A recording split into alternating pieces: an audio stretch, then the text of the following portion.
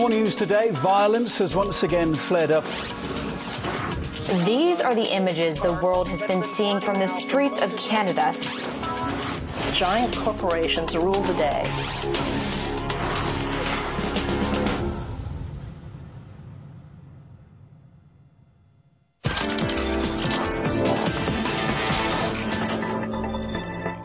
All right, we're back with the Keiser Report. Special guest right here in the studio, James Howard Kunstler.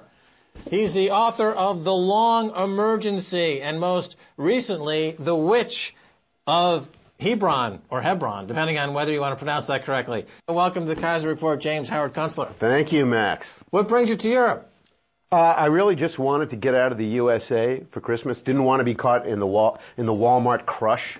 Well, that's a global phenomenon, isn't it? This shopping stampede. You see this in countries all over the world. This is what has in America. This has replaced spirituality and religion in America. Is this fanatical shopping, which doesn't do anyone any good who's actually doing the shopping, because it puts them into catastrophic debt, and stokes this global disequilibrium between the U.S. and China, etc. Talk a little bit about this debt scenario, how it's building, and how that's going to cascade. And you're looking ahead now to this year. What do you see? Well, you know, we hear a lot of arguments about whether we're in a deflation or an inflation, and as far as I'm concerned, the destination is really the same for both. You know, either way, you're going broke. You're either going to be in a society where there's a lot of cheap stuff for sale and nobody has any money, or you're going to be in a society with a lot of money that's worthless.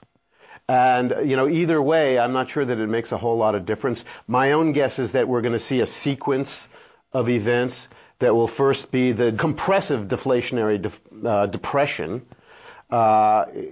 which will simply be a matter of private obligations and money, debt money, not being repaid to such a monumental degree that that the printing of money, so-called, or creation of money by a government, could not possibly keep up with the disappearance of money. Okay, so there's two sides of the same coin. Yeah. In either case, the purchasing power goes down. Yeah. Okay. For example, you know, a lot of people, I have been among the people following the peak oil story. Yes. I think it's important. I think that the energy inputs into our society will make a difference in the ability of that society to function. But, if you follow a deflationary scenario, what you end up with is oil that may be very cheap. Maybe it'll be $23 a barrel, but no one will have any money to buy the oil. Okay, so, now let's just fine-tune this a little bit, because during the 30s in America, you had deflation and the purchasing power of the dollar went up. But you also had a gold standard. Here, there's no more gold standard. There's only fiat currencies. If debt is collapsing and purchase power is collapsing, then effectively you're not going to. Why can't then all that money that's floating in from the central bank to try to bolster these economies? You can end up with a higher price of oil in a deflationary environment, so to speak, in a debt deflation. Well, that's there the are key. all kinds of things that can go on, but I think with oil. I mean, oil has a whole other set of factors that are going to push it one way or another. Peak oil being a huge one. Okay, of course, let yes. me segue into peak oil, because this is one. Let me answer your question, because I think this is important. You know, there's a concept in finance called price discovery. Okay, and that applies to markets, and the purpose of markets is to establish what the reality-based value of something is. But there's another kind of price discovery that we're going through now, and it's sort of discovering the value of what your society really is in terms of what it can produce in the way of wealth and value. And when you have currencies that are not pegged to anything real, that are just pegged to a general idea that you've got a good, productive, wealth-producing society, and when that's not true anymore, when all of your activity is basically just financial finagling and swindling, then you have a discovery process that society has lost value. And that's really going to be, I think, what will put the American currency out of business. Okay, in The Long Emergency, your book, I guess you could say it's a story, or it's a narrative about peak everything. And it's in this genre, this idea that values are set to change considerably, and that the idea of growth, or what in America used to be called manifest destiny, just this push west toward unlimited growth has to change because we've hit the end of the resources. But now you see countries who are exploring this idea of instead of GDP, gross domestic product, they're looking at GDH, gross domestic happiness. And in the UK, for example, there's now a task force under David Cameron looking at how can we increase the happiness quotient of our society. And of course, Bhutan famously has gross domestic happiness as the underlying economic metric that they go down. Have you looked at this? Is it possible? Is this where we're going? It says in the Constitution, pursuit of happiness. Isn't this natural for Americans to pursue happiness? Is that what they mean by happiness? It's an interesting formulation, which is actually just another way of iterating a therapeutic process. You know, the USA has become a therapeutic society. So it's much more about feeling good about yourself than what you do. So that's really what that represents. And it introduces yet another layer of abstraction to a financial system which is already hopelessly overly abstract. So we're just another way of kidding ourselves. But feeling good about what you do in America and around the world means consumption. And if we're at peak everything, then you're not going to get that buzz from consuming anymore because it's all consumed out. So where are you going to find that happiness? Well, you know, the problem really is as we said in the beginning, either path that you take is going to take you in the direction of basically a lower standard of living. You know, either your money is worthless or there's lots of stuff to buy and you have no money. Now, you know, the problem that the USA faces is that we seriously have to make other arrangements for daily life. And it's something that we cannot overcome. We cannot get to that, even the beginning of the idea, the beginning of thinking about that. You know, largely because of what I call the psychology of previous investment. Talk about the psychology of previous investment. What does this mean? Well, it's a state of mind in which you have put all of your wealth into a certain infrastructure for daily life, you know, whether it's suburbs or freeways or master charge arrangements or Wall Street or whatever we've put all of our money into. And having done that, you can't imagine letting go of it or even reforming it very much. Right, so the infrastructure, along with the resource availability, is collapsing. And there's a need for new relationships outside of this competitive relationship in America. It's free market competition, and everyone is competing to get ahead. But if there's nothing to get ahead against because everything has effectively been consumed, then what's this new? And the problem is, of course, if you talk about collectivism or if you talk about the commonwealth, you know, you hit that third rail of communism in the America's minds.